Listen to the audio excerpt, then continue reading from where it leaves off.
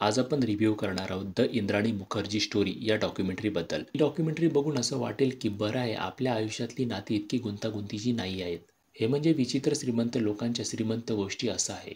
इतकी लग्न, इतकी मुलं, हे एकदम एका सिरियलप्रमाणेच आहे, पण खऱ्या आयुष्यातलं. त्या डॉक्युमेंटरीमध्ये थोडा व्हाईट वॉश करण्याचा प्रयत्न केला आहे, पण तो दिसून येतो. यामध्ये पोलीस आणि CBIची काय बाजू होती, त्यांची काय भूमिका होती, यावर सुद्धा प्रकाश टाकला पाहिजे होता. जो येतो तो बोलतो मी काही नाही केलं, मग केलं कुणी?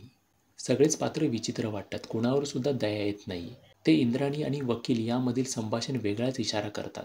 आणि ते पेन इथे सापडलेलं प्रेत पोलीस का पुरतात? आणि ते 3 वर्षापर्यंत कोणालाच का कळत नाही? ते 3 वर्ष कोणाला शीनाबद्दल काहीच काळजी का नसते? या गोष्टींची उत्तरं मिळत नाहीत.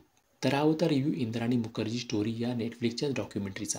ही सत्य घटनांवर आधारित श्रीमंत मर्डर मिस्ट्री बघायची असेल तर ती तुम्ही बघू शकता. नाही बघितली तरी चालेल.